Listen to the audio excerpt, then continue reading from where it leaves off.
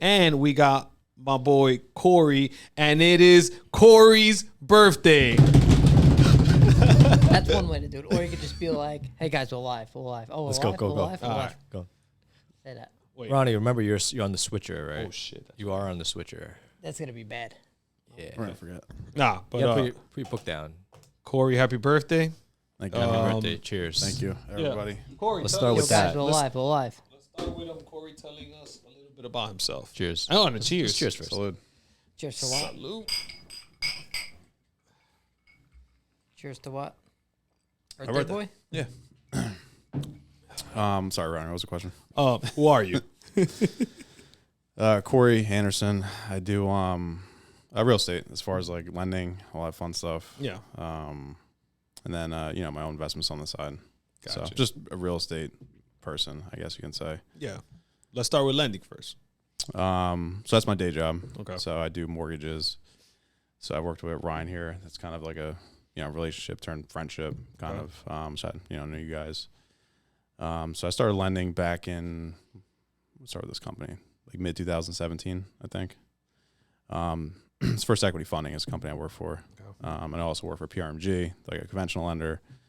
I have a license to hang with EXP Realty, so I do a handful of things. But like my main focus is like mortgages. That's kind of like my main thing. And then, as I said, anything my money I make here, I'm kind of putting into other asset classes and mostly real estate. Gotcha. Okay, so you're in First Equity. That's your day job. That's what you do, and now you reinvest into real estate. Talk to me about that. The investing? Yeah. I'm just starting off. Just some of you guys a little. Oh, so yeah, let's dig in. Yeah. What are you trying to do? by multifamily. Which, by the way, I mean, you guys would probably agree, it's like the best asset class, I think, out there to invest in. Well, when I say best asset class, I'm talking about like, you got stocks and, cryptocurrencies kind of at their market and everything's just so volatile. And I feel like real estate is just like really like old faithful.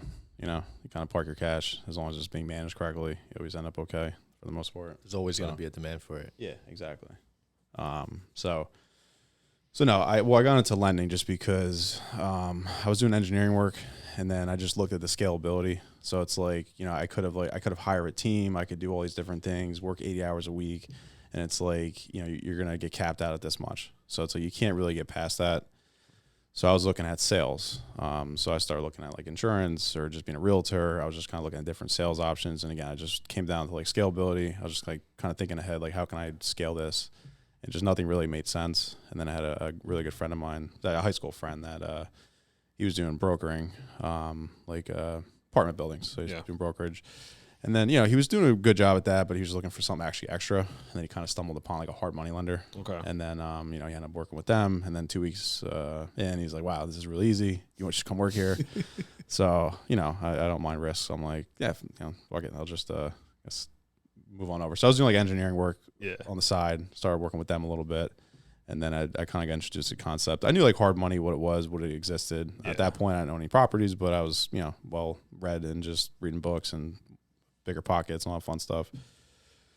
But when I realized like the turn time on these hard money loans is like 2-3 weeks, it's like, wow, like you can get something in, you're not working on it for months to get it closed. Like it's just like constantly turning them out. Yeah. There's such a niche for it. So, fast forward till now, I've been, with them like 5 years. So gotcha. And like what's hard money for anyone who's interested? And then like, what are the perks of using it? So hard money, it's kind of like a catch-all phrase. And then you probably hear like private lending.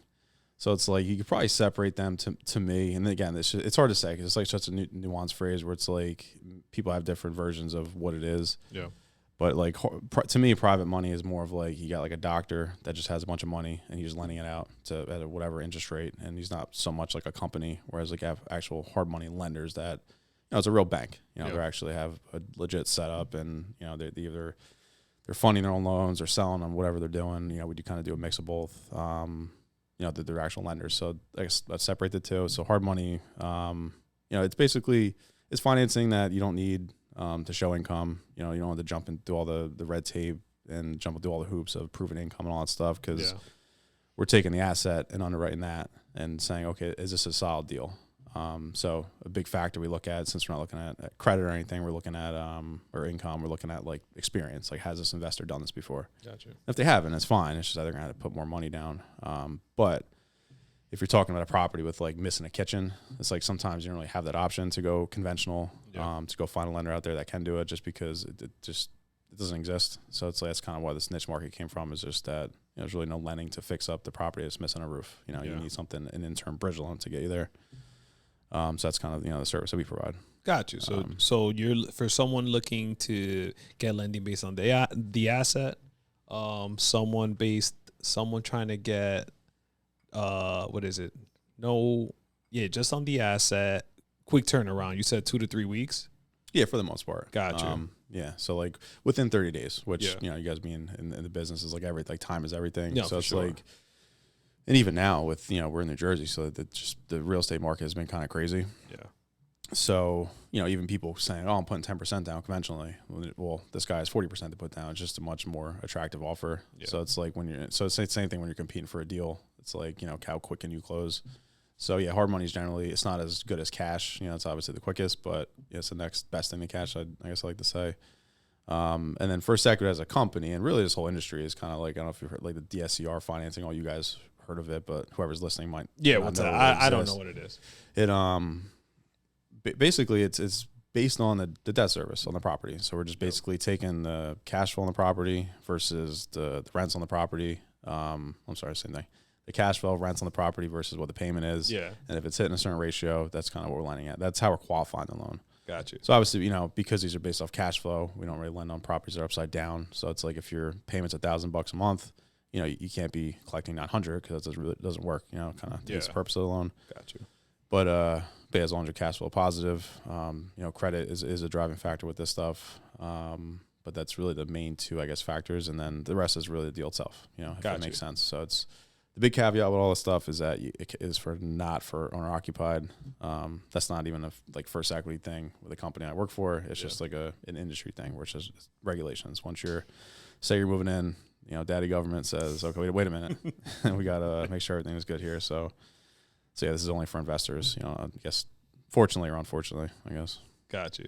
And what's been like your experiences? I know you guys deal with hard money, definitely not me in general, not just like clearly not First Equity. Clearly you like these guys, but like in general, what's been the feedback? Dig into that. What do you mean? Feedback? Yeah, like what's been your overall like experience with just dealing with hard money in general? Way easier than banking. Totally different product, but banking, like to touch on what he said, non owner occupied, non-conventional. You're talking about quick closes on flips. You're talking about on the BRRRR side or the refinance side, sometimes 20 days will take to refinance a property, and it goes by nothing to do with anything personal, tax return, nothing to do with that. It's strictly how much is the cash flow, what does the rent come in at? Yeah. Experience might play a part, maybe credit score, but it's really 20, 30 days. And I mean, they're awesome. They're very proficient with their timing and everything. Some even hard money lenders we've dealt with, they could take up to 90 days, which then you're going back to like bank finance. I was say, yeah, so it sounds conventional at that point. So I guess the pro to working with hard money companies or companies like First Equity is that they're quick and they go by relationships and basically how good is the asset itself doing. So that's what basically 100% of our stuff is that right now. Got you. I'll just break it down even further with like when you're out there looking for financing, like I guess anybody that's listening to it, it's like okay, how I have a project, like how am I funding it? Yeah. So I guess the first question is like number one is your house. So at that point, it's really not. I mean, I kind of subscribe to the Robert Kiyosaki that your house it's a liability. It's not an asset. It's not meant to make you money. It's taking money out of your pocket. So that's just a different conversation. So it's like if something you're looking to live in, it's your actual house, your primary mortgage, your primary residence. Yeah. Most of the loans out there, I would say 90% of them is either going to FHA. It's either FHA or it's a conventional loan, meaning it's Fannie Mae, Freddie Mac. Those are the two. No bars behind conventional loans, and then you got FHA is kind of insuring these other loans that are being done. So that's most of your owner occupied properties out there. That's the type of mortgage you're gonna be looking for. There's also like local community banks that do owner occupied financing, but like you're probably going to get your best products going conventional, which is you're dealing with like a conventional lender too, as I mentioned. PRMG is the other company, but that's you can be dealing with for like your primary. And then when you enter the world of investing, it's a totally different animal. Yeah. So it's like, as you mentioned, you have some lenders out there that they're just clunky because they have a bad process or a bad system, whatever it is. Then you have really good ones out there. You know, First Equity is not the only good like lender out there. There's other ones that kind of come from a real estate investing background. They get it, they understand it. So I guess if you're choosing a lender, that's kind of what I would be going for. Yeah. Is if for whatever reason you're not working with First Equity, then I would be going for basically just do they understand the process? Do they get real estate investing? You know, do they understand that? And then you kind of, I think, avoid a lot of the clunky stuff you're going to go through with lenders if they, if you're dealing with someone that actually knows real estate. Gotcha. That makes sense. Yeah. So let's say I got a property. Like, I guess one of the perks, right, is that you guys won't land on a shitty fucking deal, right? Well, we will. Oh, well, dig in. Yeah. What do you mean? What do you mean shitty deal? You talking about like the numbers don't work? Yeah, the numbers don't work. Okay. Right? Well, yeah, because we're asset based, we're not using the income to qualify, so it has to be the underlying asset. And then, and even further, like, so you have the conventional financing, the type of stuff that we do, and then you have community banks. Yep. So it's like, but on the investment side, that's all that really exists. So you got kind of there's so many different products out there. So it's like, if you really spend the time looking, you'll find it. But one thing, to touch your point, I mean, one big thing though, it's like, money chases after good deals. So if you have a solid deal, you're going to be able to find financing. Yeah. If it's a bad deal and like you're on the phone call with your fifth lender and they're just saying, yeah, I don't know, like it's probably not a profitable deal, and you should maybe rethink about the deal itself. So it's like, yeah, we won't fund a shitty deal if it's just if the numbers don't work, because that's like the underlying asset. Yeah. So that's like the most important thing. It's like this either has to be a good flip, because God forbid the bank has to take it back and flip it themselves. That's the concern. And then when it comes to rental, it's like, okay, if the bank has to take it back and rent it out at market rent, do the numbers work? Exactly. So it's like it's a better process. To me, it's back to like back in the day where it's like in the 50s, if you want to buy a house, you have to walk into the bank and kind of convince them, why you're a good candidate. Whereas now you just go to Rocket Mortgage, fill something out. They don't know you. So that's why there's so many just red tape buckets you're put in. Whereas I feel like, at least for now, that the hard money space is kind of like the Wild West a little bit, where it's more common sense underwriting, where it's like, is this loan going to perform? Yes. Okay. Then we're comfortable. Is it not? Then, that's maybe not for us. It's a good telltale sign for like newer investors too, because if the fifth lender is telling you they're not lending it, there's something wrong with the deal. Yeah. So it's like a little catch-all for you, right? Like they'll make sure that you get into a good deal, because their money's on the line too. So it helps if the lenders tell you that this is a good enough deal for you to go in. How many of these calls are you having? Let's say, I don't know how frequent it is, but like, how many times are you telling, like, bro, it's just not a good deal. Like, I don't know what to tell you. Lenders want to lend, right? Yeah, Lenders So I'm saying, how many times? Yeah. Like I'm talking about like the bad ones. Like, how many of those do you get? Give us a percent. Yeah. It's weird, man. It's like, it depends if it's a holiday, is it nice out? Because like, because I feel like, like inbound calls. I mean, I'm at my desk all day. Like I've been like really lately, it's been like really busy. So I've been trying to like kind of let the calls go to other people's. But like, if I'm taking calls, I mean, if 10 people call the office, you're gonna have a couple that like are just just like, you do rental loans. Like, yeah, like, so like, can I get how much can I borrow for my rent this month?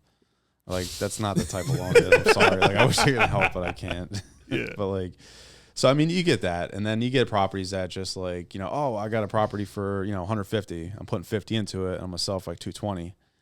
I'm like, well, you got 20,000 to play with, and I'll spend the time to break it down and be like, all right, like, just think about it. Like, you're all in before lending costs, before carrying costs, taxes, insurance, any of that. You're at 20 grand in profit, gross.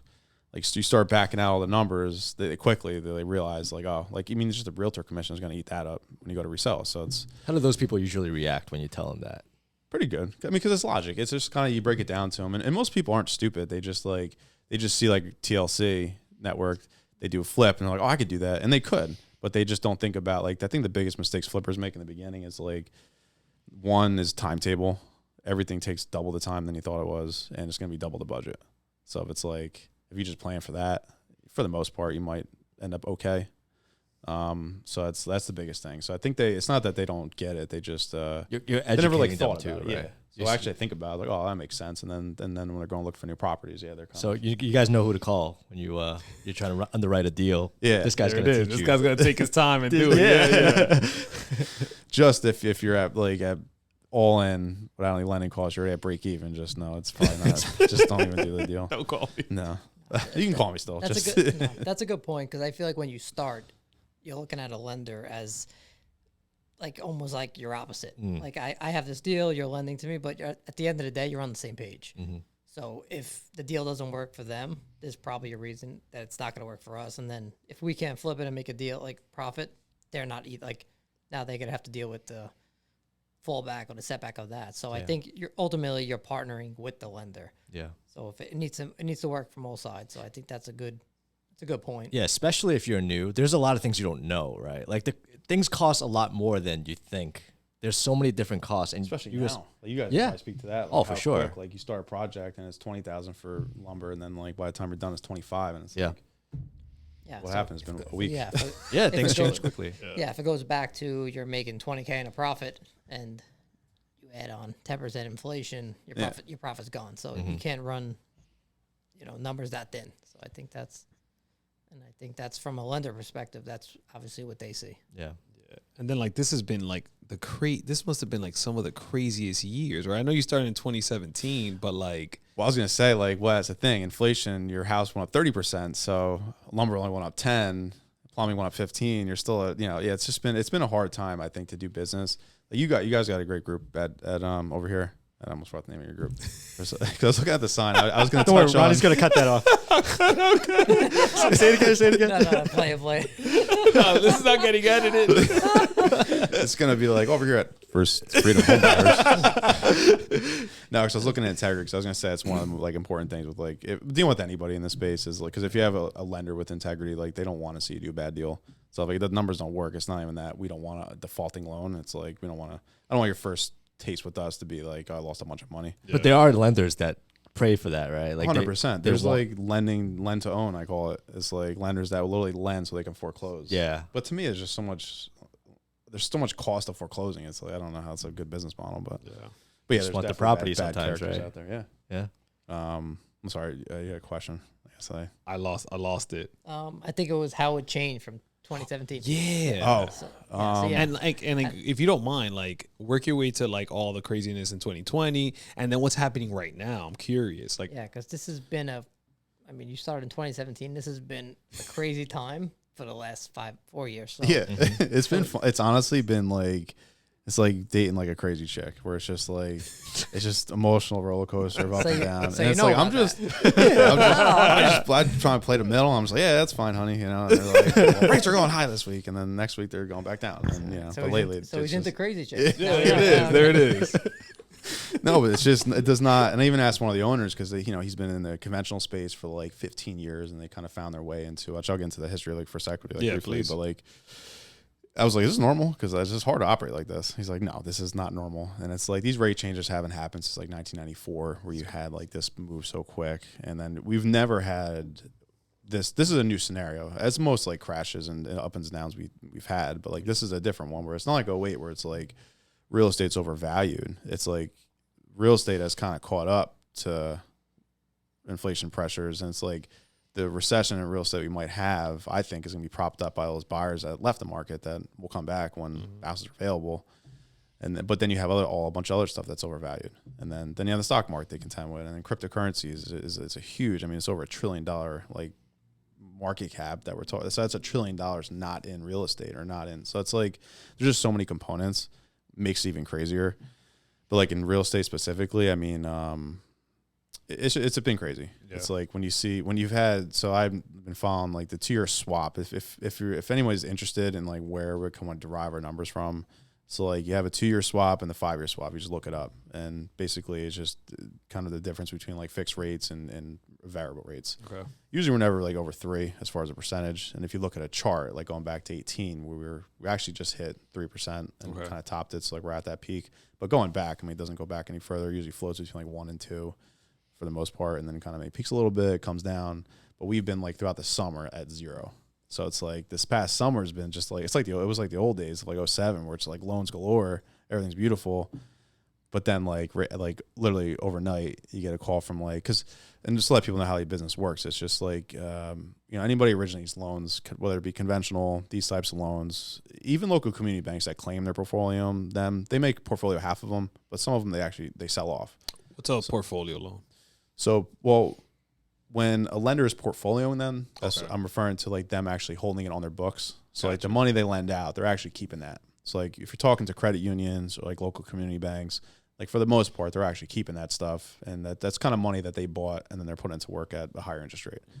Whereas like when you're dealing with like what we do or any really conventional lender, especially conventional, it's being sold to like, you know, Fannie Mae, Freddie Mac, or we don't really have like that government kind of extension kind of buying our loans. It's like a secondary market that they're being securitized and sold to. So like not only did we have pressures with interest rate pressures, we had this is a relatively new product that kind of just came out in like 2016, 17, where it really kind of hit the main stage. And it's been really powerful for like 1 to 4 family, your mom and top type investors that aren't buying, you know, 100 unit, 200 unit buildings in New York. Like they're not insurance companies or just, you know, regular folks want to buy real estate. So it's been really helpful, but because a lot of loans have been originated, COVID kind of shut it down for a little bit, almost slowed it down, which is almost a good thing, but just at least for lending, everything else bad. But like for lending, it kind of slowed that industry down a little bit. But at the end of the day, a lot of loans originated. So I feel like it was a pressure of all that stuff hitting the market. So supply and demand, oversupply, less demand, costs are going to go up. And then you had the interest rate pressure. So it's just like, you can look at every category and it's going crazy. So it's like, it just makes it very hard to kind of maneuver. So if like people are feeling discouraged in real estate, don't sweat it. This isn't normal. I mean, we're supposed to have like a little bit of stability, but it's but I will say like in these times, like definitely lies opportunity, like by far. Like these are like the millionaires are made, I think, in times like these when things are being shaken up. So just read books. Listen to their podcast. Yeah, that's all I do. Try to gauge all of that. It's crazy. You know, you can drive yourself nuts, but it's it's never ending. Where do you see the rates going? 'Cause I know they've been up at least 1% now. Yeah, so it's hard to say because it's like we can have a new war with some new country that just throws a wrench into it and changes it. So that's another thing too. Like there's the political landscape, the geopolitical like world landscape. So there's just so many things that affect what's going on. So it's like hard to say like where they're going or could go. But I mean, I just tell you this: like we gave back all of our gains in like 2 months from like 18. When that to your swap I was talking about, the kind of metric that really is where the money that this stuff is coming from, what they look at, and they're kind of trying to hedge themselves. So they're basically kind of like, all right, can we resell this loan somewhere? So like in the whole thing over the past couple of months, while lenders are going nuts because there's just overnight it just seemed like there's no footing in the market, so no one really knew like where the markets are going to shake out. So everyone's just kind of like, okay, we're just going to keep going up. So I feel like we finally found a little stability. Again, this is talking like within the past like couple weeks. So like we're brand new. So it's hard to say, but I mean, this is May 2022. Yeah. And like daily things are happening. So it's hard to say, but I can't see this product being viable like past 9%, 10%. I mean, rates can go wherever they want, but it just doesn't make sense because it really ruins deals. So then you're going to have less demand of this product, which will bring back, so it's all a relationship that, so as of right now, I mean, I put it this way, I wouldn't let rates stop you from buying something, whether it's your primary or an investment. If the numbers work, they work. Like don't let the current rate environment stop you from doing anything. Just buy it if it makes sense. Don't overpay. Yeah. And then don't over leverage yourself. I mean, that's really the main thing. So yeah, in our experience, it's just been like, right, like find the right deal, and for the most part, you'll be okay, right? Yeah. Like at the end of the day, you can always refinance if things change, or if you find yourself in a better, when things are a little bit better in the future. That's the beautiful thing about conventional is like you can refinance as much as you want. Don't within 6 payments, you kind of screw your lender, so don't do that. But like, but you can 6 months. Why is that? Well, we got to buy the loan back from Fannie Mae, Freddie Mac. Like there's just a rule with like you got to make 6 payments, and then it's I didn't know like that. That's like an internal thing. Yeah, like most people aren't like flipping their loans anyway. Mm-hmm. Yeah, especially like a conventional. Yeah, no. But if you have rates kind of going like this, it's like I may refinance. Yeah, I feel like January. I feel like I did that. Yeah, within 6 months. Yeah, just because the rates were so low, that was like. Have you heard from your lender? That's why my boy Juan. Oh. Shout outs to Juan. Sure, you might have. Yeah, you had been outside of that. I mean, probably. Yeah. I would assume. I'm just saying I didn't. That's good to know though. I had no idea. Yeah, but the cool thing is though, with your owner occupied house, there's no like prepayment penalties. Mm-hmm. That's another thing that these are considered commercial loans that we're doing with the investment stuff. Yeah. So there are prepays. So like Gotcha. refinancing might not, like it depends what your prepay is. That's kind of something you should probably think about as you're doing the mortgage. But with conventional, you don't have that, so you can just Corey, just to be clear, you're saying a prepayment from like the flip loan to rental, or if you already have, like, you got the rental and now you're trying to like pay it ahead, refi? We have 3 products that Okay. we can talk about, which is like conventional, which for owner occupied house, that's just like a legal thing where we can't charge prepays. It's just you know, something that you can't do. So which you know, I guess I kind of agree with is it's your primary. So I don't think you should have to be subject to stay in that place and get a penalty. Whereas investment property is a little different, where it's investments. So we're all kind of like big boys and girls. So it's kind of, these are the rules. This is you know, the way it is. But like with conventional, you don't have a prepay, so you can kind of just keep refinancing as rates go down. Gotcha. The DSCR, like rental loans I was talking about, which is like more of like it's long-term debt. And there's different versions of it. You have 5 and 7 year ARMs that adjust, or you have a 30-year fix, as most of the stuff that I do. That does carry prepay. And then if you're looking for like hard money, which that's like kind of a quasi term, so you have like the short-term bridge loans, which is more your fix and flip, and that has like a construction component to it and all that. We don't charge a prepay, and I don't think most lenders do, because it's a short-term bridge, so it's meant to be. Yeah, and you guys almost like, you guys want to encourage someone who's like efficient, right? I would assume. Oh yeah, right. Like, I mean, if they can get in and out in 6 months, it's even better. Yeah, I know right, some like, companies do charge even for the fix and flip like 3 months, because they want to, if they're underwriting a loan and they're putting it out, they want to make sure like they get at least 3 months in. Plus they charge the points. Yeah, there's some that do that might do like 3 months minimum interest or something. Yeah, or so, 6 months. Yeah, depending on. Or 6 months. So I mean, it's just do your numbers, because they may offer like a lower rate, but then they minimum interest. So it's like if you're realistically doing it in 4 months, it's all comes down to the numbers. So make sure you have a good numbers guy on your team. Yeah. So Makes sense. I always go back and forth on this. What's the reason that they have the prepay in there? it's more of like, well, it's just to it's just to basically instead of having like minimum interest, because that is an option, which I would never. I've got on a rate sheet that I got recently, because we update rates, every day or whatever. And like a new thing that's been offered is like a lockout. It's called like a 5-year lockout, which is basically 5 years minimum interest. And I did the math, like never do a lockout, never do minimum interest, because like on a 30-year loan, it's like a 5-year lockout. If you try paying it off in 3 years, it's minimum interest. So if you do the math, the first 5 years is all interest. So you're paying like $100,000 as a penalty to get out of the loan. So like I would never do like a minimum interest loan, even good conscience. I don't know if you even offer it. But to have like we do kind of like, which is most commercial lenders, is like a step down. So if it's a 5-year prepay, you'd be paying like 5 points the first year, 4 the next, and 3, 2, 1. And after that, it's really just to guarantee a return, I guess. So like a lender may be willing to offer like slightly lower rates with a 5-year prepay, because they know like if you exit in 3 years, all right, well that note buyer, that whoever has that note is gonna get paid at least a couple points on the exit.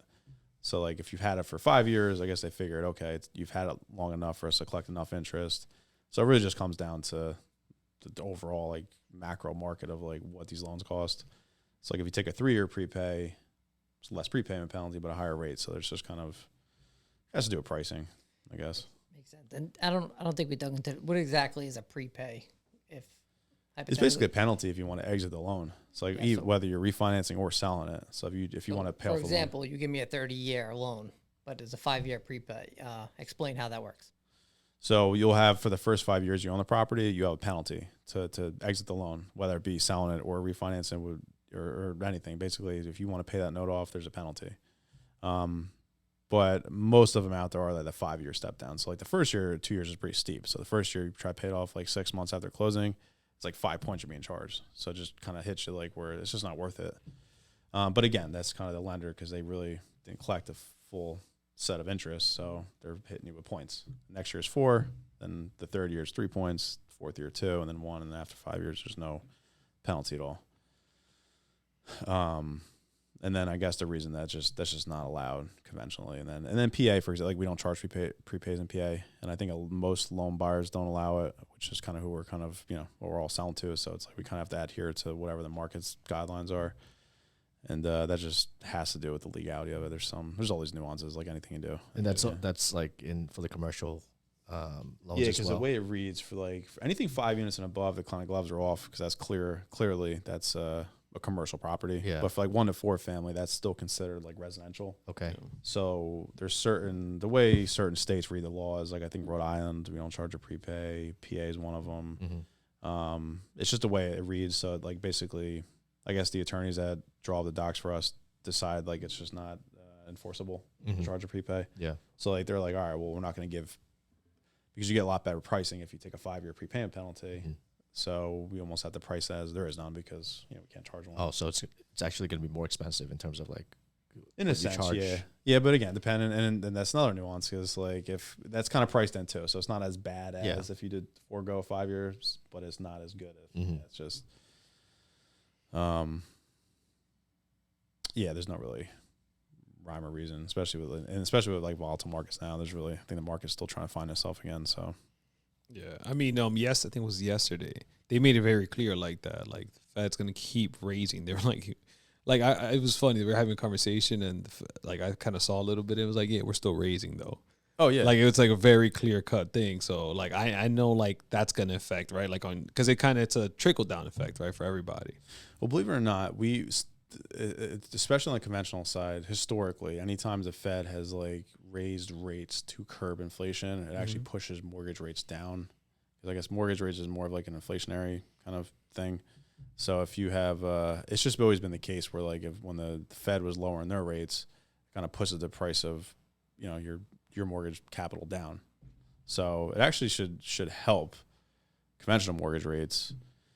This DSCR stuff. Explain that again. So as far as what you just said.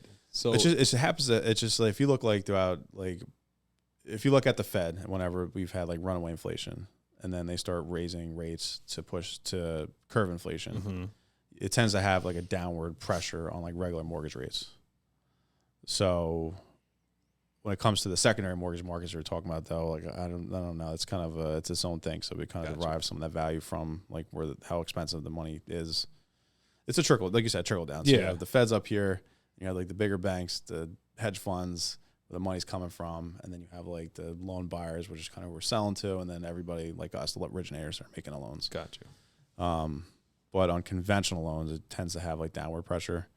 So like that can actually help mortgage rates, I guess, and over the next like year or so. But there's another factor is the fact that the Fed is also allowing like balance sheet runoff, which in the past, when Fed was raising rates, they did not do that. So that could play a part to push rates back up. So that's what I'm saying earlier. It's hard to say because it's like there's stuff that should be pushing it down, but there's other things pushing it back up.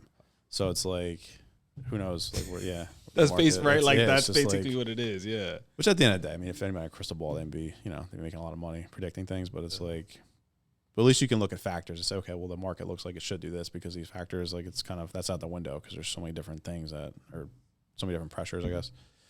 So I'm not too worried about like the Fed raising rates. It's just more of like how these markets are going to stabilize and if they decide that the money costs this or costs this. So yeah, I always get nervous with the. I think you mentioned it, like just how the way people respond to it. What were we talking about? That we were like, it's more about how people's response to these things is like more like like that is more concerning than like you're basically looking at like the crowd because like you can always predict this stuff, but how people actually respond to it is going to it's a different story, right? And it's at the end of the day, it's up to the people what they're going to do to kind of see what's going to happen. Yeah, people's response, that's everything. That's like, and that's the catalyst that like you can never really predict. I mean, maybe there's agencies out there I can because I collect a bunch of data and stuff like that. But that's another conversation. But no, they. No, let's talk about that. No, but like if you had a program to help predict what would happen, that's fine. Did you guys see Blackstone bought that DNA company? Oh, Ancestry. Yeah, you saw that? Yeah, I think I did the math. I think it was like each person's DNA costs a couple $100. So that's scary. Hope it was worth it. No, yeah, it is. They're buying data to understand people. That's crazy. Yeah, that makes sense though, right? Like, what was that documentary, The Social Dilemma, right? Was that Blackstone? I think it was Blackstone. Okay. I know BlackRock. Not BlackRock. You saw the article? No. You're talking about Blackstone? Blackstone. Or BlackRock? Well, they're all the same thing. And then there's like Blackwater, which is like the military extension of it. Yeah. It's all black. It's all. No, I didn't see that. But it makes sense. I mean, you're talking about the world's going there. Data. Data. It's all about data. And everything. I mean, from your phones to everything is digitalizing data. Yeah, I wasn't going on this rabbit hole, but the whole crypto thing we're talking about before do it. You did. Was no, what I was talking with BlackRock, that's like in Citadel, just two ginormous companies that, for anybody out there that follows crypto, like knows how crazy, like the fact that like UST was pegged to the dollar and they lost their peg, but like it's already like being kind of, it's already being like, because the cool thing about crypto is that there's a public ledger, so you can kind of track where the money came from, where it went, and what's going on. So obviously, everyone out there, like as soon as it happened, like how did this happen? Like how does this? It's like one of the biggest like coins out there, like that's pegged to the dollar. And then they have something called the Luna Terra coin, which is like it's like an inflationary coin that they either burn or mint to keep this UST coin stable. So there's two coins, and it's like you have USDC, which is another stable coin, which is like kind of backed by something. It's backed by other assets. Whereas like this UST was more of like a algorithmic stable coin. So it was kind of self-regulating, and it always worked. But one of the concerns was like if there was like a deliberate attack, and then apparently there was one. Like they were moving money around, they were in a vulnerable position, and then someone just dumped a bunch of coins on the market, and then it's just threw it out of whack. So this coin that was $100 just I don't know, a month ago is now, I don't even want to look. I own some. It's like maybe half a cent. My God. So that's a 2,000% loss, or that's wild. This is not my world, but is this any different than like penny stocks in like the modern era? Well, it's like comparing like penny stocks to like a Yahoo stock. If you have like a legit crypto like outfit. When I say legit crypto, I'm talking about like maybe something that's backed by a technology. That's what I'm saying. Yeah, right. Yeah, like it has like an actual infrastructure, something of value. Okay. But you do have a lot of shit coins that they're called. Yeah, I know. And that's a majority. I mean, I could name like 10, but like outside of that, aren't they all shit coins? Aren't they all like? Is it the next best thing? Like let's chase this penny stock and then it goes to zero, or am I missing something? Well, a lot of it has like a lot of utility. So like with crypto, so some do. It depends what like some are literally just like Shiba coin. It's just shit coin. It's like and it's an inflationary coin. You can print as much as you want. I own some only because there it is. Honestly, you own some. No, it's that, but it's a bet, and I know it's a bet. I know I'm in Vegas with that because like I'm just betting on. The only reason I did is because there's some like Instagram influencers that are pushing it, but they don't know why they're pushing it. But that's like their whole model is just marketing. It's total nonsense. I'm an influencer. Well, it goes back to that, right? Like. Right, I'm gonna totally dump it when they pump it. Yeah. I'm out. Exactly. Like, but for the protocols, I believe in the ones that are crashing for the past week. Like, I'm buying more of those because like I believe in the project. So I would just say do your research. I don't know how we got here. Oh, Blackstone. Was the fact. Yeah, they were one of the culprits that they think that caused it. Yeah. And of course, they put a press release out today that they didn't do it. So it had nothing to do with it. Someone once told me if your barber is telling you about it, don't buy it. That's it. It's too late. His name's Ronnie. Yeah, legit. Anytime my barber will like tell you, right? Like, oh, you should be looking into this. I'm like, it's over. You're selling. That's it. Like I had Litecoin. I kid you not. I had Litecoin. I'm talking about like 2016. And as soon as like he's like, oh, you heard about crypto? I'm thinking about buying this. I'm like, it's reached the top because now like regular people like are buying it. Yeah. I sold everything. Wish you would have kept it though, right? Oh, for sure. In hindsight. But I bought it without knowing what it was. Like if I knew like it was like something, but I didn't know what it was. I just knew that it was something that I'm waiting for enough people to like it so it can get pumped, and then I'm gonna dump it right away. So like honestly though, I got like my buddy's dad was getting tipped in Bitcoin back in like 15 because he had like something like this where he just had like a little like a radio show type thing, and people would tip him like a Bitcoin because it was like a few bucks or whatever. Yeah, and he would just just cash out at some point, get his tips. But yeah, I wish he kept them. Wow, just one. So to your point, like, it's hard to say, but that's a good rule to live by. I think in The Big Short, it was Adam Kroll's not Adam Kroll. Yeah, Adam. No, not Adam. I'm blanking on his name. I Which really one? like the actor, the Office guy. Oh, Michael Crow. I just know Michael Steve Scott. Michael Steve Carell. Carell. Yeah. I just know Michael Scott. Yeah, that's why I was confused. But his character, when he's like in the strip club and she's like, yeah, I bought 8 condos. And he's just like, what? He's like, how? He's like, on this salary? He's like, you don't show income. He's like, no, it's fine. My mortgage guy took care of it. And that's what he ran out there freaking out. He's like, it's calming down. And yeah, that's kind of, that's what like happened. how you did the impression too. That's what she was doing. Yeah, Jagger still hasn't watched that movie. I don't get it. Whatever. That's a good movie. It's a great movie. I feel like it's educational and entertaining. That's what it is. Like Amar is like Scott. Yeah. I'm like, you don't understand what happened? Just literally watch this movie. Like it does a great job at explaining how this all went to shit. Like Yeah.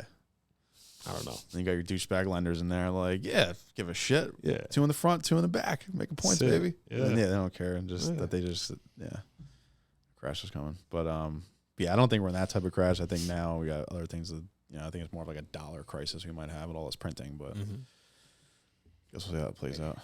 Where do you see it going from then till now? Any major difference? Back in 08, it was bad lending, bad, I guess, borrowers. Now we're in a whole different scenario. Do you see it playing out any different? Can you give a prediction, or is it?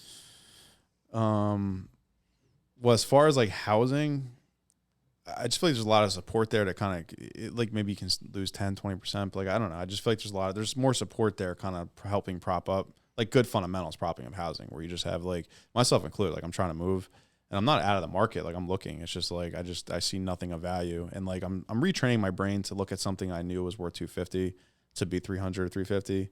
So I can get around that. Like I'm not like stuck in my old ways where I know prices, they're going up. It's fine. Like whatever happens. But like, I just can't, the value just is, even with that, like it's just not there. So I think a lot of people like myself have just exited and people I've talked to that same thing, like maybe a young single guy just want to now move and buy a house and all doing the same thing where they're just like, yeah, I'm just going to take a break and probably till summer.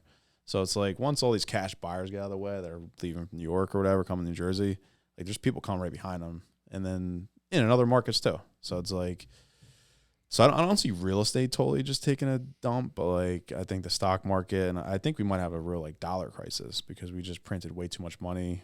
This whole stuff with Ukraine, we've kind of like, with all the sanctions and stuff, we're kind of hurting ourselves because we're kind of like Russia already had all these infrastructure built out and we just pulled our finances from them.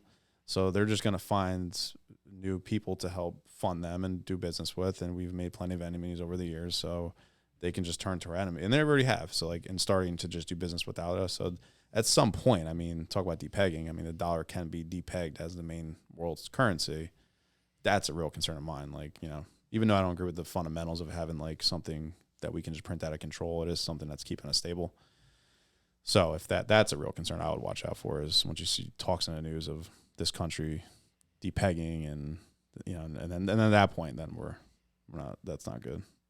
Because we printed way too much money. And the only reason why it's okay now is because we're the world reserve currency. But if that were to change, it's not good for us. Yeah. And it goes once again that's my concern, yeah, that dollar that we talk about, like it's backed by like just trust, right? So it goes back to like people, right? Like as soon as they don't trust us anymore, like all right, like you want to print out, that's it. Like there's nothing else. We're not backed by anything, so it's all trust. That's what was back in that crypto. And then that. No, I'm saying it goes back to that. It's the same idea. Like, so, yeah, I don't know. Enjoy your family, stack some food, hang out. It's all good. Have a good buy more real estate then. Yeah, buy more real estate. Exactly. Drink a little more. That's the one thing. Even the dollar goes to zero.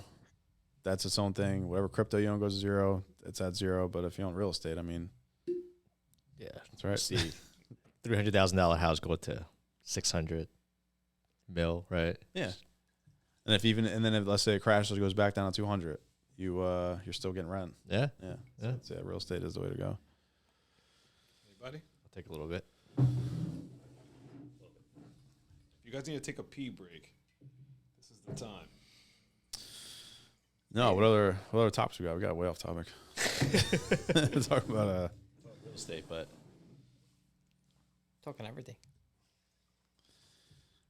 I think cryptocurrency. I think if you're not, I think I would just start reading books. A little bit about it. Listen to podcasts because I do a lot of reading about it. And I'm still like so lost on a lot of it. There's just so much. It's new. Yeah. Don't do what I did. Just dump money in blindly. No. What do you see the most value in like crypto and like the blockchain? The idea that and by the way, I listened to an economist. I don't know if you guys heard him, Peter Schiff. Oh, that's my guy. So buy gold. I love Peter Schiff, but he actually screwed me a little bit because I would have been like, I feel like all in on crypto back in like 2016, 17, because it was on my radar. Like I saw it, I knew of it. I had an online wallet of like NEM. Like I was like kind of buying stuff, figuring out the framework. And I would have kept going, but I listened to him saying, like, oh, it's all trash. Buy gold. He's like, yeah, exactly. My gold. So like, I think he's right. He gets it. I just think back to the way people react. Like, it doesn't matter what you think and what traditional economic fundamentals are. We're dealing with a new environment, new people, technology. You didn't expect the hype of the Shiba, did you? No. You didn't see that coming. You didn't see that coming. Should have. He definitely didn't. And like I listened to him, and I shouldn't have. So I'll go into for my like gold advice and inflationary advice. He definitely understands economics, but for crypto, I go to Coin Bureau on YouTube. I like him; he's pretty good. But yeah,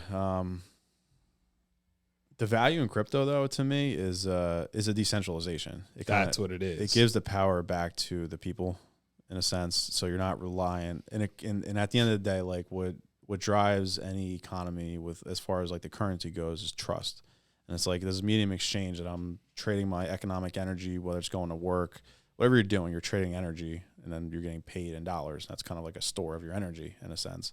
So it's like, can I trust that when I get this energy, it's going to be worth what it is when I sell it, when I give it to somebody to buy something else? Yeah, exchange it. Yeah. Which is why inflation is so dangerous, because it's like a tax that we don't see, because like literally that $100,000 sitting in our bank is now, our purchasing power is now down to 80, 70, 60 as they keep printing money. And it's not a real number you see on paper, so it's not really think about it. But you fast forward 10 years and like, wow, like this, it costs $100 for a loaf of bread. And that's like runaway hyperinflation. That's like another thing. But yeah, that's the real killer, I think, is inflation. So yeah. Yeah, so it's definitely the silent killer. Like you said, I always think about that. Like shit, like gas and all that. Like we don't realize it, especially like with Prince. We were talking about like projects and like how like he was talking about that doorknob, and he's like, I really like the black matte doorknob, even though it costs like $1 more. But then what happens when you do that to 20 doors, and now you like the black windows? So right, you don't realize it, but then it just accumulates. Same thing with inflation. Like, oh, I gotta pay in a couple dollars in gas. Like, and you're like, damn, this bread like costs an extra 50 cents. You don't realize it, but it's across the board. And when people don't get a pay raise, right? They get paid the same for year over year, but the prices just keep increasing. Kills people. Yeah. Yeah, real inflation. I mean, it drives me nuts when I hear like the inflation numbers that the government gives out. Oh my God, it is way off. Yeah, they sent it out yesterday. It was like, bro, we hit 8%. I was like, there's no way we're only at 8%. There's no way. you just talk to a normal person that goes to the grocery store every week that has kids. They'll tell you that their bill doubled. So it's like, you can tell me it's 8%. No shot. 8.4 to be fair. But I just said that. That changed. No, I just got to throw it out there in case someone says something like, but 8.4. Like I was like, there's no way. Like there's no way at all. Like just with like materials. Like we know with like the renovations, just that aspect of it all. Like that's been crazy for us. You know how many times Jason gets mad at me? Like every day. It definitely costs more. Everything costs more, man. That's anecdotal, but I mean, you can look around just everywhere. Like I was stopping at CVS for something else just a couple days ago, and like you have I had to grab toothpaste. There's a pack of like Tom's toothpaste. It was like $8. And like I don't really look at prices that much, but like lately I've just been like, I wonder what's more expensive. And I'm just like, I know it's CVS, so you're gonna pay an extra $1, but like $8. I'm just like, and then to your point, it's like median income has moved from 50 to 60, but your toothpaste has gone up 200%. It's like, yeah, it's hard to keep up. So that's why you buy real estate. Yeah, basically. Yeah, real estate. I think that's pretty much it. Corey, you want to talk a little bit more about you mentioned the origins of First Equity. Yeah, if you want to kind of close on that, yeah. Well, yeah, the company itself I was just kind of giving like just I don't know, tooting the horn, I guess, of like where they come from. It's like the two owners there, back in after 2008 actually, they were buying unperforming mortgages, and then they were just doing mortgage workouts and for like foreclosures, and then they realized like, oh, there's like a niche here for like lending on properties that have been foreclosed on and need to be fixed up. And back then actually there were actually foreclosures making it through the system. Now that's part, I think, reason why there's no inventory, like FHA and Fannie Mae, like they all just stopped foreclosures for 2 years. So there's just like no extra properties coming online. So like back then there was a plethora of them. So like them doing workouts and then lending on, renovation projects. And then, and they actually, they started doing that back in, I don't know, like 13, 14, 15, like right right before I started, a couple years before. And then, yeah, we've been just doing this hard money ever since. And then layering in like the rental stuff, and now we're kind of getting into like mixed use and more multifamily stuff. And then everyone in the office like does their own real estate thing. Like the owners do builds and flips, and then my buddy buys apartments. We're talking about him a little bit, and then myself. So just a real estate office. Yeah, it's like you guys, just like love real estate, hang out, people do real estate, and any way to just hang out, people talking about the right stuff, make money. Yeah, have a good time in the process, right? Like. Protect yourself from all like the inflation, all the scary stuff we're talking about. Get rich, kind of seriously. You'll be all right, just make money. Like I think I come from a very humble beginning, so it's like I just made money is the way to get. And honestly, what keeps me motivated is like looking back, like, oh God, I can live like that again. Fuck that, I don't want to do that. So you just keep hustling, and Oh, there's a good book on that Michael just recommended. I just finished it. The Gap in the Gain. Gap in the Gain. Yeah, it's literally that exact idea that like not focusing on like, oh, I don't have this, I don't have that. Just focusing like, oh man, I was here and now I'm here. Like focusing on that idea more just than that like, perspective. Yeah, like, oh, exactly. Shit, my life's pretty good. Yeah, exactly. Yeah. So what's next for you? Like you're buying rentals now. Like what's next with you? So I have actually a friend of mine, Anthony, that I mentioned a couple times. He might be a good guest to bring on here for you guys next time. He's bought, just closed like on a 20+ unit building. So I think their holdings now are like 50. So he actually has a project maybe coming up. I'm hoping he wants money. So because I like the project. I think it's a cool building. But for my that's one thing. Again, that's just deals come across desk all the time. That's what's happening today. Tomorrow I might be gone. But that's one thing. And then I'm buying my own house, which I'm just trying to find something. It's just been stupid. This is a primary? This would be for my primary, okay. yeah. And then just more real estate. Texas. Where? Texas? That's the 10-year move. Like, that's the 10-year move? I'm buying in brick. Only because why 10? Could you like condense? 5 down? Yeah, I can. No, it is. I'm only buying this. So this is my thing. I just need something in the Northeast just because I have like friends up here. Like I lived in Philly for a little bit and I was working out there even when I was like out of school. And like I was there for like, I just don't have the relationships. So like I need a Northeast base. So like I'm going to have a house up here, which is, I've just been looking. So, and then as soon as I have that though, yes, it's off to the races, more multifamily. And then I want to find some down either. I was looking at Tampa. We're going there next week. Or Alabama. I know you really like Alabama. No, Alabama. no one likes Alabama, but the numbers make a lot of sense out there, I'm sure. But yeah, either Florida or Texas. Nice. Because I don't know. Who's that guy you recommended?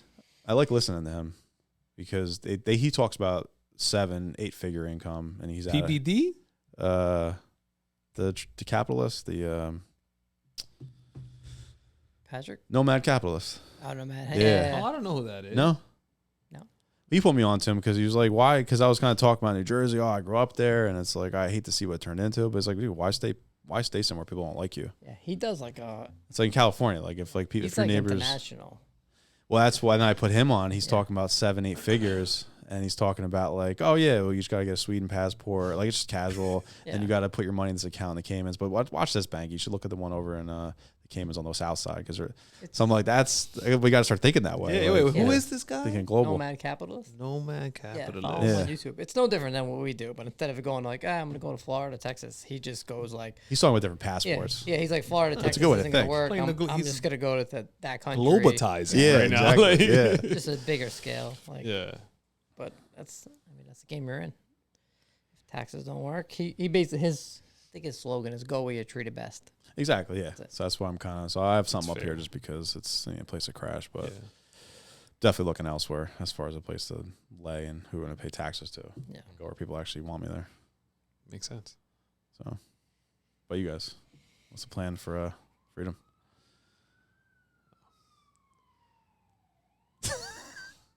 You guys accomplished everything already. It's a podcast, right? Oh no, we got a lot more. Definitely on the investment side, I know we're definitely but bubbling up is the Airbnbs. Selfishly more for us. Short-term rentals, yeah. Short-term rentals. I think that seems to be where we're more like that's the most exciting part. So it seems like in the horizon, like that we get like, we start picturing like these like luxury housing, like, yeah, that's what we want. That's what gets us going. But you're still buying the 2-family and you like the paint's peeling. You're like, perfect. Yeah. Almost there.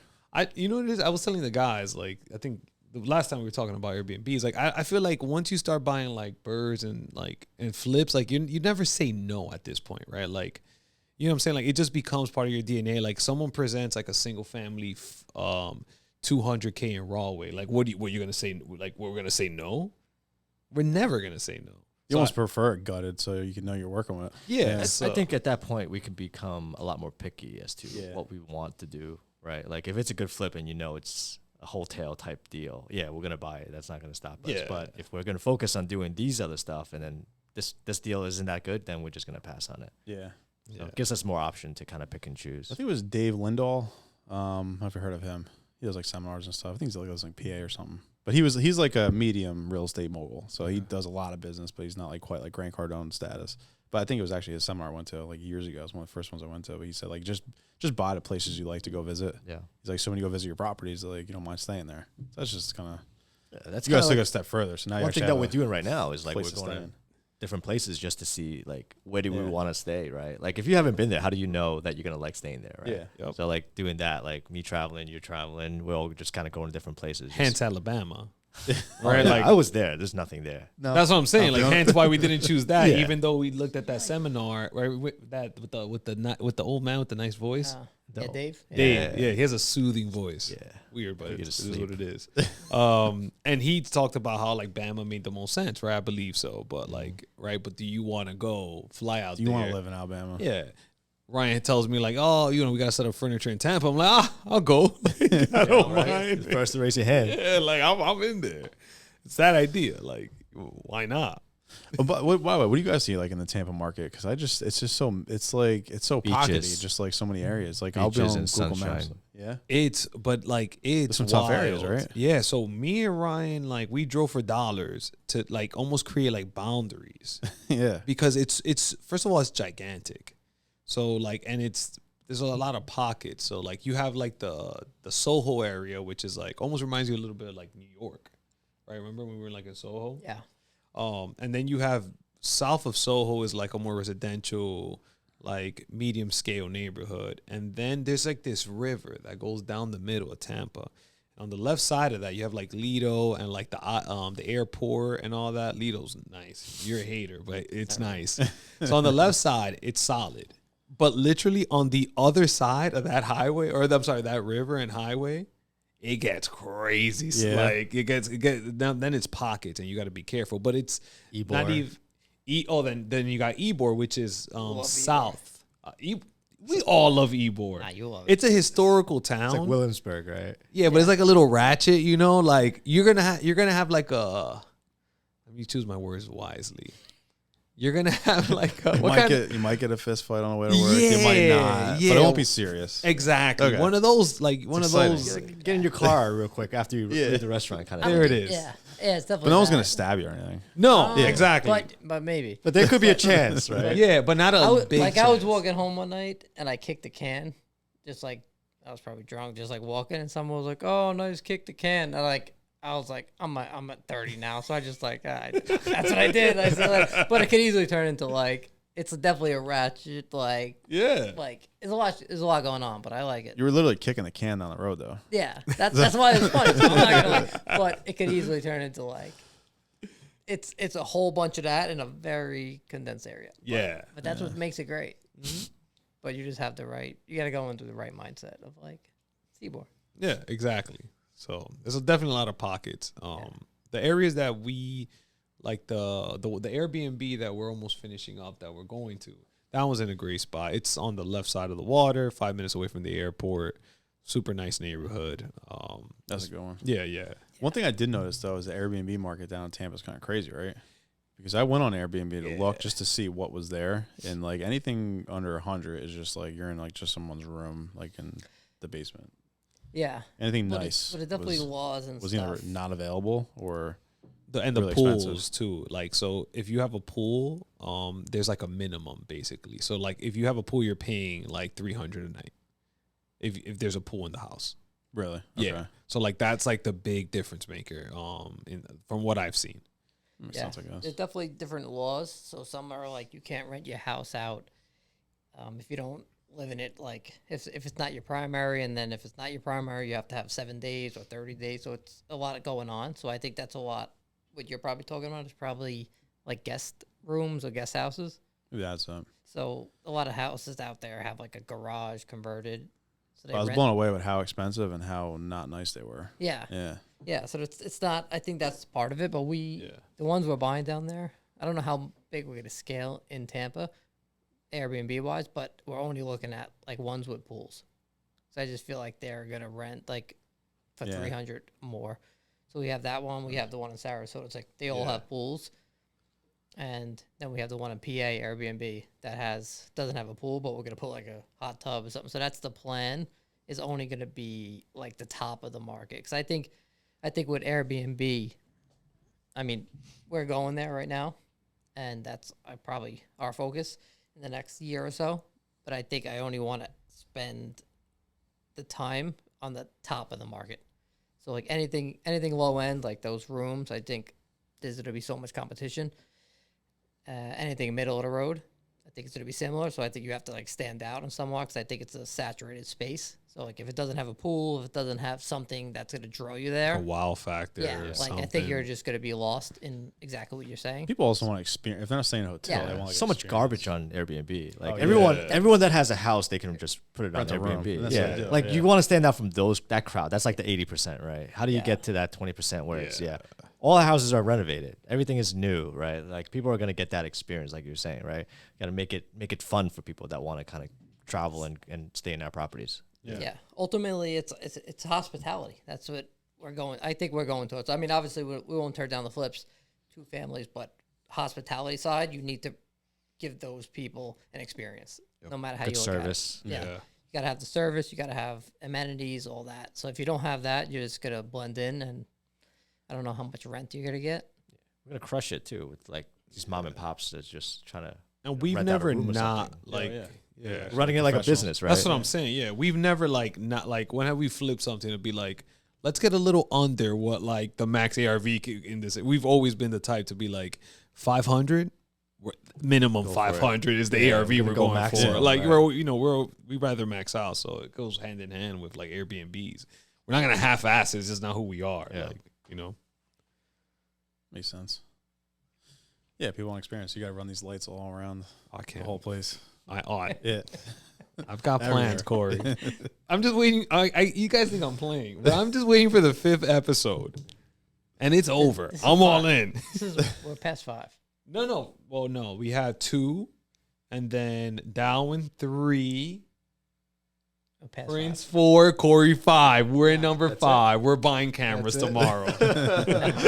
Ordering it You right missed one. now. We had 3, and this is a Nah, sixth. the The one third. that one doesn't count because you didn't use the audio. Whoa, Mike. Oh, Does he know Wow, didn't count. Mike. It doesn't You count. know, You didn't even that's use the like, equipment. You You gotta went cut- you gotta Ebor cut on this me. out. A little bit, real quick, real quick. Are we going to Ebor next Wednesday? Good. Definitely going there. Good. Corey's gonna meet us there after. You gonna go?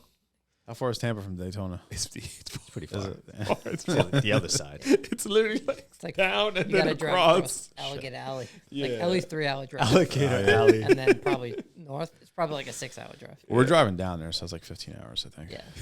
So it's another 3 to go. Oh, there. that's It's probably all another right. 6. That's the problem with Florida. You get there and you're like, oh, I'm in Florida. But then to get south, and if you go west, the it's across, another like yeah. 7. Yeah. But Daytona to Tampa isn't that bad. It is. Is it? Yeah. Like 5 hours? Daytona is like, I 'Cause reached Daytona's northeast. Florida, I'm Yeah. happy. Yeah. Then to get to like Miami is another 6. Yeah. And then Tampa's across. the Yeah. whole- I'm excited. I just hope I meet like a Florida man. A Florida man. Florida man. Yeah, just doing something. Just give me something. I hear Yeah. you. Did you just come out on the air? With an I alligator would- in his back. Yeah. I get it. Like a man's man. Yeah. Nah, I'm not. All I right. don't know. Corey, I get what you're saying. No, I would make it more extravagant. Come out like a bigger podcast. Not that this one that big, but I'm saying. Wow. I would try, Corey went out the Nah, I podcast like because of that. you. I like that. I like that. He said, I want to go out there and meet a Florida man. I didn't say it. I'm just here. no, I mean like the stories. He's like smoking meth with a crocodile or something. You know, that'd be awesome. I mean, everyone has a definition of awesome, but I get it. be badass, man. All right. Wrapping it up? We could. Fine.